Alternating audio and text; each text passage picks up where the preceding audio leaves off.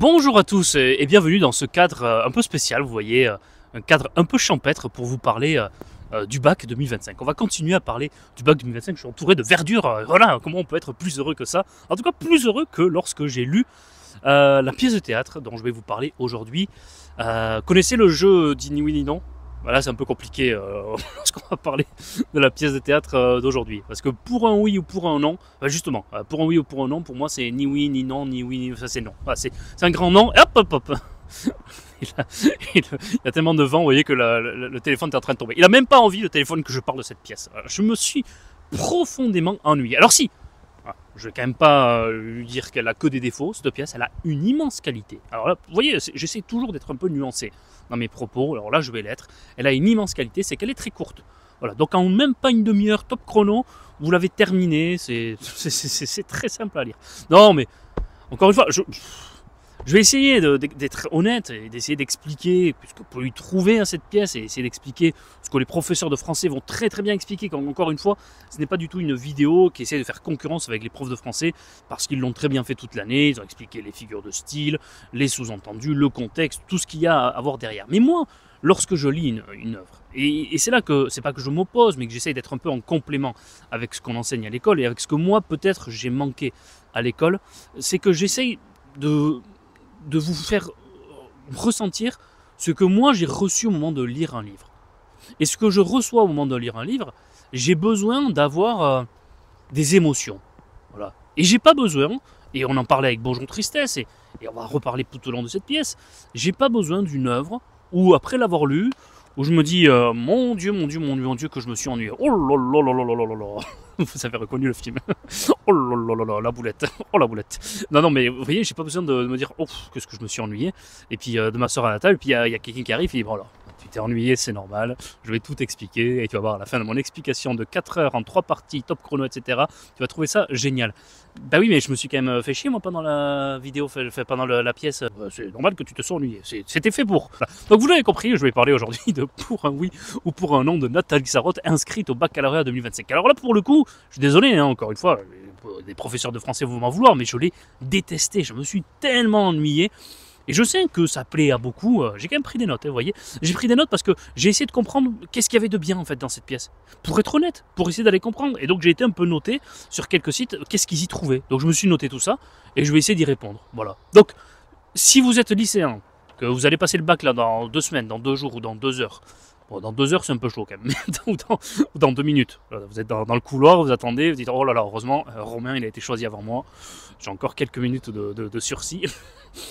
Surtout ne m'écoutez pas. Voilà, c'est pas un très bon conseil que je vous fais ma chaîne, mais moi j'ai pas aimé. Donc je vais expliquer pourquoi j'ai pas aimé. Donc ne faites pas ça devant l'examinateur. Parce que si vous arrivez et vous dites oh là là là là là, qu'est-ce que je me suis ennuyé, c'est pas parti pour que vous ayez 18. Je préfère vous rassurer. Donc, je vais vous parler de Nathalie Sarraute, pour un oui ou pour un non, considérée comme un grand chef-d'œuvre du théâtre contemporain. Écoutez, soit, voilà, j'ai que ça à dire. Alors le résumé, il est très simple. En fait, il y a 2 hommes qui s'assiedent comme ça, enfin on sait même pas s'ils s'assiedent, parce qu'à la base, c'est fait pour être une pièce radiophonique. Donc, pas de mise en scène, rien, juste 2 hommes qui parlent. Ils n'ont pas de prénom. Donc, vous voyez, ça c'est tout ce que j'aime dans la littérature, ce qu'on appelait le nouveau roman aussi dans le XXe siècle, c'est-à-dire que les personnages n'ont pas de prénom, pas de visage, pas de passé, pas d'avenir, pas de présent, ils n'ont rien en fait. Ils sont juste là pour être des concepts, pour être des symboles, et pour dénoncer quelque chose. En fait, c'est tout ce que j'aime pas. Donc, encore une fois, là, je vais vous dire, moi, ce que je ressens. Et je peux comprendre que ça plaise. Voilà. Kafka, ça plaît à beaucoup. Bonjour Tristesse, ça plaît à beaucoup de gens. Le nouveau roman, ça plaît à énormément de gens. Donc, H1 et H2, il y en a un qui dit à l'autre, mais dis-moi, qu'est-ce qui se passe? Pourquoi tu ne parles plus? Non, non, mais il n'y a pas de problème et tout. Puis à un moment donné, on sent qu'il y a quand même un problème entre les deux. Et l'autre, il commence à lui faire dire, mais alors, qu'est-ce qui se passe? Pourquoi? Quel est le problème? Et l'autre lui fait dire un jour, en gros, un jour, je t'ai dit quelque chose, une nouvelle, une sorte d'ambition, une sorte d'avancée de moi, un truc bien à propos de moi, et tu m'as répondu, je vais essayer de le faire, attention, hein. C'est bien ça. Je l'ai très mal fait, mais j'y arrive pas, je suis pas dedans, je suis pas dans cette pièce, je suis pas rentré dedans, et bref. Et donc c'est bien ça que l'autre lui reprocherait, d'avoir été ironique en lui disant c'est bien ça. L'autre lui dit, alors c'est parce que je t'ai dit c'est bien ça, donc je t'ai complimenté. Non, non, non, non, non, non, tu m'as pas complimenté. Tu m'as dit c'est bien ça, mais il y a un étirement entre le c'est bien et le ça, Et le ça, il tombe comme ça. Donc c'est ironique. Donc en fait, tu t'es foutu de moi, tu t'es foutu de ma gueule. Donc c'est bien ça. Voilà. Tout vient de là. Et donc, à ce moment-là, donc pour un oui, pour un non, l'autre se fâche, il se gronde. Il y a un moment donné, il y a H3 quand même qui arrive, il y a un autre personnage, un autre homme, H3, et F qui est une femme. Est-ce que tous ces personnages-là ne sont pas qu'une seule personne, on ne saura jamais. Et donc ils arrivent et puis ils sont là pour juger, pour essayer de dire lequel des deux a raison. Finalement, problème pas résolu du tout. Ils continuent à se fâcher, ils s'en vont, ils se séparent plus ou moins engueulés. L'autre n'a pas envie de rentrer dans les codes de la société. Il dit non, c'est bon, j'ai envie de me vexer si tu me dis c'est bien ça. Donc je me vexe, l'autre dit bah très bien, au revoir. Voilà. Superbe pièce. Hein. Pour le coup, je sais pas. Donc, et là, je serais ravi d'en échanger, d'en débattre. Organisons un débat un jour si quelqu'un a adoré et veut me dire pourquoi il a aimé et pourquoi je raconte n'importe quoi. Encore une fois, je ne dis pas que vous avez tort d'aimer. Je dis que moi, je n'aime pas. C'est très différent. Et je vais essayer quand même de répondre. Avec un peu de mauvaise foi. S'il n'y avait pas de mauvaise foi, on ne serait pas en train de regarder une vidéo des mémoires d'Adrien. Allez, on se retrouve de suite pour les arguments quand même qui ont été exprimés pour cette pièce. Premier argument qu'on m'a dit. J'ai lu que la pièce décortique la violence contenue dans le langage. Vous voyez, rien que la phrase, on n'y comprend rien. La pièce décortique la violence contenue dans le langage.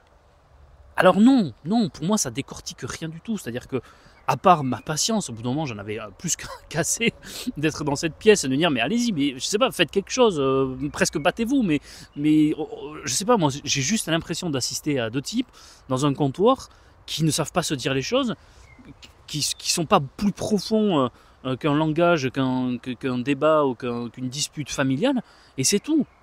Ça décortique rien. Ils sont juste là en train de rien se dire. Et l'autre lui reproche un truc qu'on n'arrive pas à se comprendre, et les deux s'engueulent à moitié, mais sans vraiment s'engueuler. Non. Arrêtons. Enfin, je veux dire, je peux comprendre que derrière, il y a plein de volonté et tout, mais nous, ce qu'on ressent en tant que spectateur, si on va au théâtre, en tant que lecteur, si on lit ça, c'est du vide. Ça décortique rien du tout. Donc, j'essaie de vous montrer, voyez, les arguments qui ont été évoqués. Mais je l'ai pas lu, ça, en fait, quand j'ai lu le livre. Je l'ai pas lu. Et encore une fois, on fait lire ça à des jeunes de 17 ans pour le bac, mais mon Dieu, faisons leur lire des pièces de théâtre géniales. Le menteur de Corneille, oui. On ne badine pas avec l'amour, oui, c'est peut-être plus complexe, mais c'est quand même plus profond, et ça se voit de suite que c'est plus profond. Alors après, on nous dirait que c'est une critique des malentendus du quotidien. Alors ça, c'est vrai. Ça, c'est vrai. Ça, c'est, pour le coup, c'est vrai. C'est une critique des malentendus du quotidien. On assiste parfaitement à des malentendus du quotidien. Mais, alors, j'ai juste une petite question. Est-ce qu'on apprend grand-chose à propos des malentendus quotidiens? Non, on voit juste ou on lit juste ce qu'on a l'habitude parfois de vivre nous-mêmes dans notre vie. Et sans que ce soit plus beau. Juste, en fait, c'est juste un miroir de ce qu'on connaît. Est-ce qu'on a envie d'acheter un livre? Est-ce qu'on a envie d'avoir de la littérature? Est-ce qu'on a envie de payer une place pour aller au théâtre? Pour voir ou pour lire un truc, en fait, qu'on connaît parfaitement, qu'on connaît tous les jours pour le vivre, qu'on aurait pu écrire nous-mêmes. Alors on va m'expliquer, oui, mais justement, la vulgarisation, c'est justement la qualité de cette pièce. Non. Alors là, je suis vraiment pas d'accord. C'est que ça puisse nous faire réfléchir, mais ça doit nous faire réfléchir en nous suscitant et en inspirant en nous des émotions. Là, on assiste juste presque à ce qu'on pourrait avoir un échange d'SMS aujourd'hui. Comment un jeune pourrait se dire, bah tiens, ça c'est génial, ça m'a fait réfléchir et tout. Bah non, ouais, ok, ben je connais ça. Tous les soirs avec mes parents à table. Voilà. Mais c'est pas profond. Je peux pas appeler ça profond. Je suis désolé, j'y arrive pas. Voilà, je suis peut-être de mauvaise foi. Je suis peut-être pas assez ouvert. Je suis peut-être pas assez, je sais pas. Mais moi, j'y arrive pas. On m'a dit le non-dit est plus puissant que le dit. Oui, là aussi, d'accord. C'est une pièce sur le non-dit. Mais encore, faudrait-il avoir quelque chose à dire? Parce que là, clairement, ils ont rien à dire. Là, c'est pas du non-dit. C'est du pas dit. Il y a rien à dire. Ils ont rien à se dire en fait, ils ont rien à se reprocher. Ils sont juste complètement différents. Et du coup, le dialogue entre les deux finit par être complètement inintéressant. Ils n'en ressortent rien l'un de l'autre. Ils restent sur leur position. Et à la fin, je veux dire, encore une fois, ne lisez pas cette pièce. Sauf si vous avez 40 minutes à perdre de votre vie, que vous avez envie de, voilà, par amusement, d'aller voir un petit peu ce qui a pu m'agacer dans cette pièce. Parce que oui, ça m'a agacé. Parce que on va y revenir après sur une autre argument qu'employé. On va y revenir, allez, on passe au suivant. Après on m'a dit, La pièce est universelle. Un conflit basé sur l'hypersensibilité et la susceptibilité, c'est universel. Enfin, oui, d'accord, mais c'est universel. Je veux dire, il y a plein de choses qui sont universelles. La météo, c'est universel. Le fait je sais pas, de se dire bonjour, c'est universel. Enfin, c'est pas parce que c'est universel. Ça, vous voyez, c'est le genre d'argument que je déteste, d'essayer d'intellectualiser des textes qui, franchement, n'ont pas lieu d'en être. Parce que c'est pas parce que c'est universel. Alors on va chercher, vous voyez, on va chercher dans l'analyse. Et parfois, on va trop loin dans l'analyse, dans le fait de vouloir décortiquer des trucs. On va chercher dans l'analyse des éléments qui vont ensuite vous faire dire à la personne c'est génial, regardez, c'est génial parce que c'est universel. Bah non, c'est pas parce que c'est universel que c'est génial. C'est universel, mais c'est fade. C'est vide. C'est pas intéressant, c'est pas profond, il n'y a rien, ça dégage rien comme émotion. Oui, l'autre, il est susceptible. Il est hypersensible. Oui, mais enfin, je veux dire, je peux vous citer plein de pièces, de romans, de l'histoire de la littérature, des chefs-d'œuvre, hein, où les personnages sont hypersensibles ou susceptibles, et on a quand même des chefs-d'œuvre. Donc vous voyez, ça n'en fait pas un chef-d'œuvre de mettre en place des choses universelles. Après, il faut en faire quelque chose. Et là, non, on nous met juste en scène une hypersensibilité, une susceptibilité, effectivement, mais du quotidien, banal. Alors, dernier argument, ça serait un miroir de nos relations modernes sur l'hypocrisie des relations. Alors là, oui. Mais là aussi, encore une fois, on peut avoir un miroir de nos relations modernes, mais le faire de manière artistique, le faire de manière belle. Le misanthrope, vous voyez, c'est un miroir de nos relations modernes aussi. Et pourtant, c'est génial et c'est beau, c'est bien écrit et c'est profond et ça va loin. Et écrit il y a presque 400 ans, ça nous parle encore.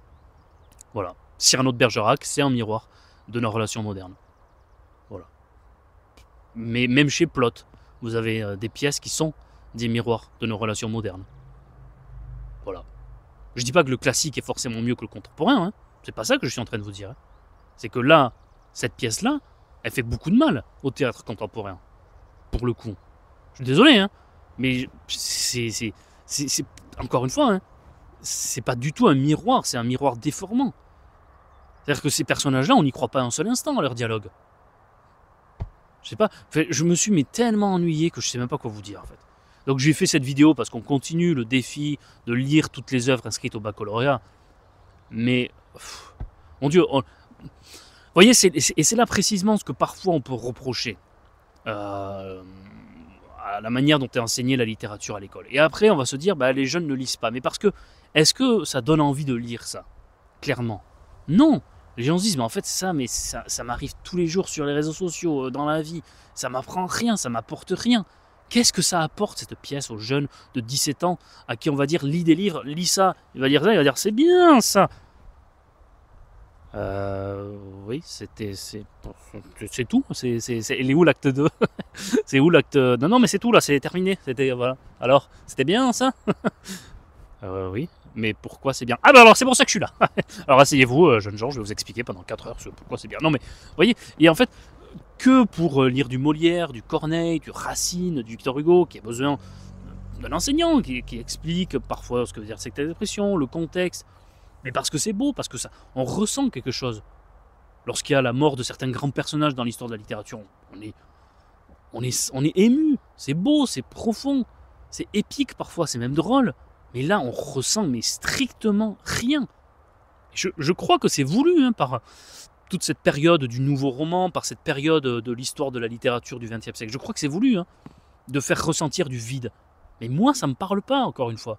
J'ai besoin de ressentir, et c'est dans ma manière d'être, vous voyez, dans ma manière d'exprimer la littérature, j'ai très basé sur les émotions. Alors évidemment, il y a aussi des choses très objectives, et parfois j'essaie de rappeler les contextes, mais l'émotion, pour moi, est hyper importante lorsque je lis une pièce. Là, je n'ai rien ressenti. C'est deux personnages comme ça qui blablatent pendant 40 minutes juste parce que l'autre un jour lui a dit c'est bien ça, et pourquoi il lui a pas reproché avant, pourquoi ils en ont pas parlé sur le moment, enfin, sur les non-dits, mais c'est tellement pas bien, c'est ennuyant, et ça peut pas être une pièce sur les non-dits. Sur les non-dits, il y aurait tellement mieux à faire. Et je pense qu'il y a mieux. Mettez-moi en commentaire tout ce qui vous traverse dans la tête sur l'histoire de la littérature, sur les non-dits. Et vous allez voir que vous allez avoir plein de choses bien mieux que c'est bien ça. Et puis après, les autres qui sont là, ils sont en face et Non, c'est pas bien. Enfin, j'ai pas aimé. Pour un oui ou pour un non, c'est une pièce qui parle pendant à peu près une demi-heure de rien, avec sérieux, en se prenant au sérieux. Et c'est bien ça qui m'a dérangé. C'est le vide élevé presque au rang de drame. C'est une querelle d'ego, sans chair, sans âme, sans rien. C'est vraiment le vide pour moi à l'état pur. Si vous adorez analyser comme ça le silence entre les lignes, et que vous pensez que dire bonjour d'une manière ou d'une autre, ça peut briser une amitié, alors lisez-le. Après, si vous aimez les émotions dans la littérature et finalement ce qui fait le sel de ce qu'on aime dans la littérature, franchement, je ne vous le conseille pas si vous ne l'avez encore jamais lu.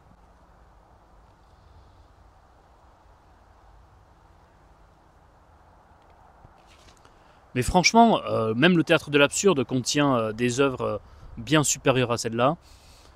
Puis après, si vous devez passer le baccalauréat et que vous avez quand même envie de regarder cette vidéo jusqu'au bout et que vous avez envie d'avoir une bonne note, dites c'est bien. Ça. Allez, au revoir. Qu'on est vraiment dans le théâtre de l'absurde, qu'on est dans le siècle du nouveau roman où on a essayé après la Seconde Guerre mondiale de casser les codes du classique tout en reprenant parfois certains codes du classique avec la sortie d'un personnage puis la sortie d'un autre. Normalement ça devrait matérialiser une scène, mais non, en fait il n'y a pas de scène, il n'y a pas d'acte, il y a juste ce texte à l'état brut. L'hypocrisie des relations entre les gens, les non-dits qui sont élevés au rang de philosophie dans cette pièce, et puis surtout la volonté de briser les codes, de briser également les traditions, de briser la morale en essayant d'instaurer une nouvelle morale. Voilà. Tout ça, même si vous n'y croyez pas, même si là, moi, je n'y croyais pas. Mais parce qu'en fait, tout le monde nous l'a dit que c'était ça. Et tout le monde nous a expliqué, parce qu'elle a expliqué dans une autre œuvre qui s'appelle Tropisme, Nathalie Sorotte, que c'était tout ça. Donc si elle l'a dit, c'est que c'est sûrement vrai. Après, de la dire que c'est bien ça, j'irai pas jusque-là. Mais c'est ce qu'elle a voulu dire. Et je trouve que c'est dommage de transmettre l'amour de la littérature de cette manière. Mais c'est comme ça que ça se fait aussi. Donc acceptons-le. Et puis, de toute façon, ça fait partie aussi de la littérature. Hein. Un jour, on m'a demandé, est-ce qu'à ton avis, il y a de la moins bonne et de la bonne littérature? Oui, pour moi, oui. Après, ça ne veut pas dire que c'est mal. On peut lire de la moins bonne littérature. On fait de mal à personne. Là, pour moi, excusez-moi, hein, mais je ne peux pas mettre sur le même plan, pour un oui ou pour un non, et Bérénice de Racine. Je me mentirais et je vous mentirais si je vous disais c'est pareil de lire l'un ou l'autre. C'est sur le même plan. Tout ne se vaut pas. Après, les gens, même s'ils lisent Nathalie Sarraute et qu'ils adorent, c'est très bien. Et ils lisent. Ils font de mal à personne. Mais je ne peux pas vous dire là que ça vaut Racine, Bérénice, en termes de qualité de la langue, qualité de l'intrigue, de profondeur, des relations entre les personnages. En tout cas, pour moi. Encore une fois, dans tout ce que je dis, toutes mes opinions, toutes mes positions, tous mes avis, ce sont les miens. Et c'est pas universel, c'est pas objectif, c'est subjectif. Allez, j'arrête là, c'est bon, j'en ai assez dit sur cette pièce, qui franchement n'en méritait pas plus. Et j'ai presque fait, honnêtement, au lieu de regarder cette vidéo, si vous aviez pris le texte et que vous l'aviez lu, honnêtement, sans faire de pause, sans rien comme ça, juste hop, c'est bien ça, et pourquoi tu m'as dit ça, machin, je sais pas quoi, vous l'auriez déjà terminé la pièce, vous voyez? En même pas, là je suis à 20 minutes, alors avec les montages, je pense que je vais descendre à peu près à 15-16 minutes parce que je dis beaucoup de bêtises, et heureusement pour vous, vous n'allez pas aller voir cette bêtise, sauf si un bêtisier sort un jour, et peut-être que je suis en train de le préparer, mais ça mérite pas plus. Allez, sur ce, prenez soin de vous quand même, lisez des livres, lisez autre chose que pour un oui ou pour un non, franchement. Et puis à très bientôt pour cette chaîne des Mémoires d'Adrien. Au revoir. Bien ça.